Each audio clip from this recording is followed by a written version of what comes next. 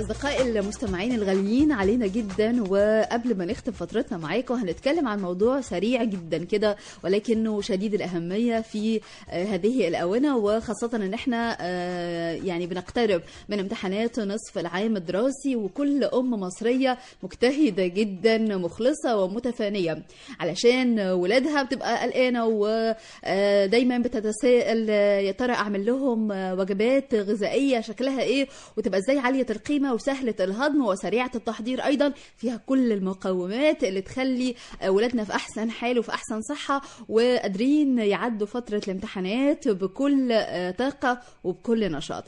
معانا على الهواء الأستاذة مها مرعي، خبيرة التغذية وشؤون الأسرة. صباح الخير أستاذة مها. صباح الفل، أهلا وسهلا بحضرتك وبكل مستمعينا الكرام، كل سنة وحضراتكم طيبين. وانتي طيبة ومنورانا على هوا الدلتا. الله يحفظك. وعارفين ان عندك كده يعني ابداعات خاصه، وجبات غذائيه مشهيه جدا وعاليه القيمه، وكمان عايزين نقول حاجه مهمه جدا انها ما تكونش بتسبب البدانه. استاذه مها الله يخليك، انا متشكره على كلامك الجميل، وانا بقدم الفقره دي في تلفزيون اسكندريه بقالنا سنتين، وان شاء الله نستفيد بكل وقتنا وكل امكانياتنا لاولادنا وحبايبنا. جميل. بالنسبه للقيمه الغذائيه لاطفالنا وحبايبنا، احنا عايزين اهم حاجه ان احنا نديهم العناصر الغذائيه بابسط صوره عشان ما تسبب لهمش البدانه. في 3 عناصر بس احب ان احنا كامهات ما ننساهمش وما نغفلهمش. اهمهم ودايما يعني احنا بنبعد عنه العيش البلدي. العيش البلدي احنا عايزين نرجع له تاني افيد 1000 مرة من الكايزر ومن الفينو ومن العيش الشامي، عشان صحيح. وجود الردة كلها فيتامين بي بالنسبة طبعا الهيموجلوبين، وبالنسبة للقيمة الغذائية العالية، وبتساعد على الهضم. عشان نبقى واقعيين، العيش البلدي مش كتير بيبقى جودته عالية، يعني ممكن ما بيتفتحش، ممكن في مشاكل كتير. نتغلب عليها ازاي؟ نبل العيش من الوشين وندخله في الفرن، صدقيني هيتحسن كتير قوي. حاجة تانية برضو، لما نجيب العيش نحفظه على طول في كيس بلاستيك في الفريزر. لما اجي اسخنه استعمله اطلعه على طول اسخنه على النار، بيرجع زي حالته الاولانيه بالظبط. ولان في معلومه كمان سمعناها استاذه مها، انه العيش الفينو طبعا سعراته الحراريه عاليه، غير كده كمان انه هو سريع الهضم جدا، فاي حد بيتناول العيش الفينو بسرعه جدا بيجوع فعلا. وبعدين بيتحول طبعا النشويات بتحول الى سكريات.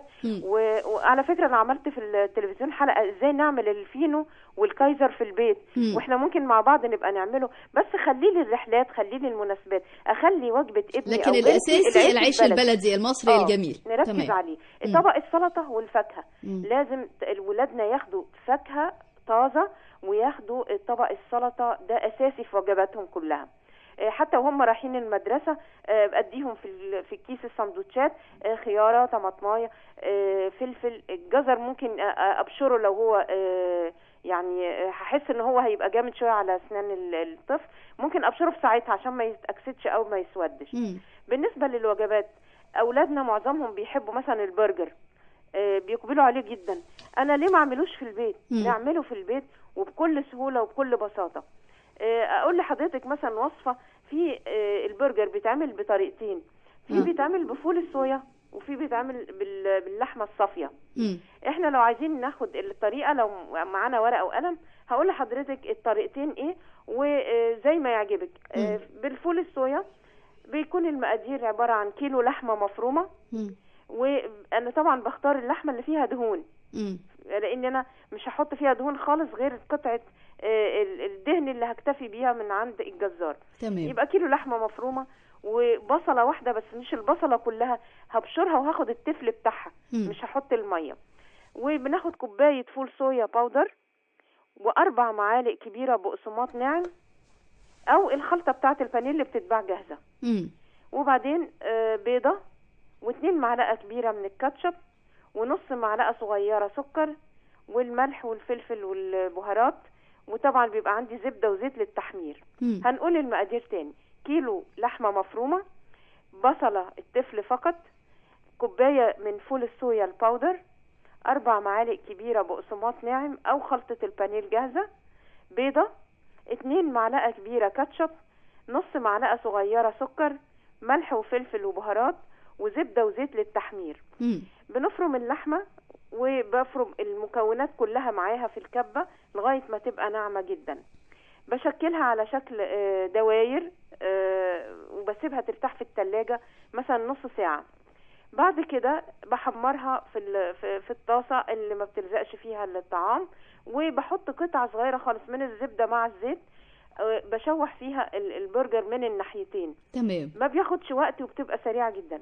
عايزين نقول بقى كده سريعا الطريقة التانية كمان للبرجر. الطريقة التانية بجيب مثلا 750 جرام من اللحمة اللي هي مفرومة، 25% منها دهون. البقدونس بجيب مثلا معلقة كبيرة من البقدونس المفري، ملح وفلفل وبهارات، 2 معلقة كبيرة من الكاتشب. يعني هي هتبقى عبارة عن لحمة وكاتشب، ملح وفلفل وبهارات وبقدونس. تمام. عبارة عن اني بفرم اللحمة مع الكاتشب وبضيف لها البقدونس وبعمل لهم زي قرص مدورة، بسيبها ترتاح في الثلاجة شوية، وبعدين بحمرها في حتة زبدة أو زيت. طبعا يعني تترك في الثلاجة شوية تتماسك وبعدين نحمرها. تمام. احنا عايزين نقول يعني ده البروتينيات مثلا موجودة في الطعام، عايزين نقول نحط جنبها ايه بقى مدام مها عشان تبقى وجبة غذائية عالية القيمة؟ طبق السلطة زي ما حضرتك ذكرتي. طبق السلطة ده أساسي. تمام. لازم برضو اعود ابني على انه لو جاع في الفتره مثلا من الصبح للظهر ياخد مثلا موزه، ياخد برتقانه. اعوده دايما ان الفواصل بين الوجبات ما تبقاش شوكولاته، ما تبقاش بونبوني، ما تبقاش اللي هي بتسبب البدانه في الاصل ويعني عايزين نقول كمان بتقلل الشهيه. دي عايزه اقول لحضرتك على حاجه، اولا بتفتح له كل خلايا الدهون، يعني بتخلي عند الطفل شراهه. ليه؟ لانها بتتهضم بسرعه. وبعدين بيبقى هايبر. انت عارفه حضرتك الالوان الصناعيه اللي في البونبوني وفي الشوكولاتات، كل ما هو ملون احمر واخضر، دي كلها الوان صناعيه. وبعدين بتخلي الطفل عصبي، وبيبقى الام تشتكي انه هايبر، عنده نشاط زائد، بيبقى انفعالي وشديد الغضب وسريع الغضب. فعلا. تمام. لكن انا لما اعوده انه لما يجوع هياخد طماطمايه او هياخد جزره او فاكهه، برتقان. احنا دلوقتي في موسم البرتقان والموز. الموز كمان جميل جدا. العادات الجميلة دي بيكتسبها الطفل على المدى البعيد. ده كمان يعني أنا مرة شاهدت كده أستاذ تغذية كمان بيتكلم عن إذا كنا إحنا في فترة الامتحانات وكل طالب نازل يمتحن، يا ريت كل أم تدي طفلها موزة ياكلها قبل ما ينزل الامتحان. ده بينشط ذاكرة جدا وبيقوي المخ. بوتاسيوم وعناصر غذائية جميلة. عايزة كمان ألفت نظر كل أم لحاجة إحنا معظمنا بيغفلها جدا، مع إنها سبحان الخالق فيها سر الحياة كله، اللي هي العجوة. العجوة أو التمر. ليه إحنا كلنا بعدنا عنه؟ يعني أنا عملت حلقة في التلفزيون عن بسكوت التمر. إزاي إن إحنا ممكن نخلي الطفل، يعني لو اديتي حضرتك ابنك التمرة ممكن يعني ما ياخدهاش، ما يقبلش عليها. طب حطيها له حتى في بسكوت. المنين بالعجوة أو الفطاير بالعجوة عملتها. عايزين نعمل حلقات إن إحنا نرجع للحاجات الطبيعية. يعني مثلا الحديث الشريف إن 7 تمرات كل يوم صحيح أوصانا الرسول بيها فعلا. صحيح. بيقوا من السحر ومن السم. انا ان شاء الله ادي ابني واحده بس يتعود عليها. التمر مثلا مليان قيمه غذائيه، لما احطها له في كيس وياخدها معاه في المدرسه، برضو ما هي مليانه سكر، احسن من البونبوني والشوكولاته 1000 مره. صحيح. يعني ممكن نستبدل الشوكولاته والحلويات بتمر، وهو مغذي وبيدي طاقه كبيره جدا الحقيقه. وكمان صحي ومفيد جدا جدا. فخلينا كل مثلا ما نلاقي الاطفال بيتجهوا لشيء والشيء ده ضار، احنا نقومه بالشيء النافع. يعني هم بيحبوا السكريات، كلنا كنا واحنا اطفال بنحب طبعا البونبوني والشوكولاته واللبان. طب ما انا دلوقتي استبدل الحاجات دي بالتمره، استبدلها بالفواكه. العادات الجميله دي عايزه اقول لحضرتك مش هتيجي في يوم وليله، لا ده انا بعود طفلي من نعومه اصفاره انه كل ما بيجوع بياخد الحاجه الصحيه. وبعدين عايزين نقول بقى قبل يعني في فتره بعد الظهر وهو هيبدا مذاكرته، عايزين نديله كده وجبه سريعه وخفيفه بين الوجبات تديله طاقه عشان يقدر يشتغل بكفاءه يعني في المذاكره.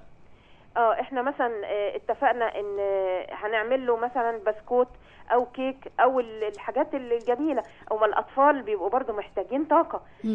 زي ما قلت لحضرتك، لو وظفنا حاجه زي التمر في الكيك وفي البسكوت برضو دي حاجه جميله جدا. جميل. استخدامنا للعسل الاسود في بسكوت برضو عملته قبل كده بالعسل الاسود، تدخليه ازاي في بسكوت بيبقى طعمه في منتهى الجمال. العسل النحل برضو، عسل النحل مش عايزين نغفله، ممكن ندخله لاطفالنا في الفطاير، ممكن ندخله لهم بديل عن السكريات. انا بدل ما اعمل العصير مثلا لاولادي واحط لهم سكر، ممكن احط لهم معلقه عسل نحل. فممكن مثلا وهو بيذاكر او في فتره بعد الظهر واحنا في الشتاء نعمل لهم الانواع الجميله دي من البسكوتات، من الشوفان والقمح الكامل.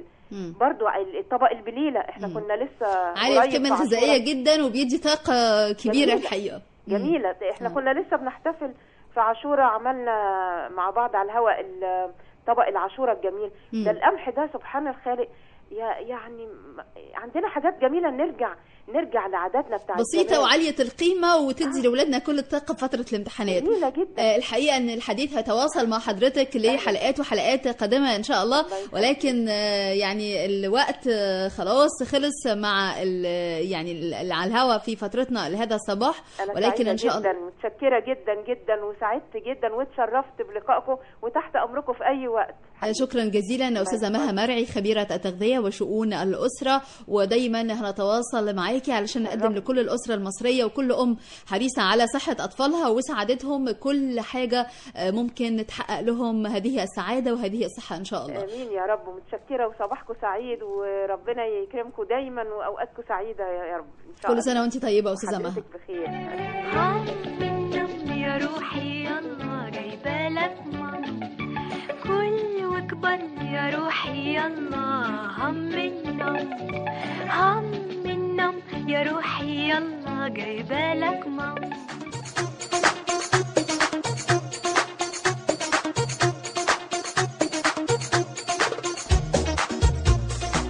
أصدقائي المستمعين، خلصت فترتنا النهارده، ولكن احنا دايما معاكم مكملين.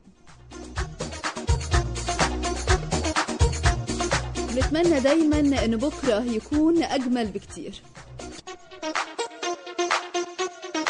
ويحمل كل الخير لكل المصريين.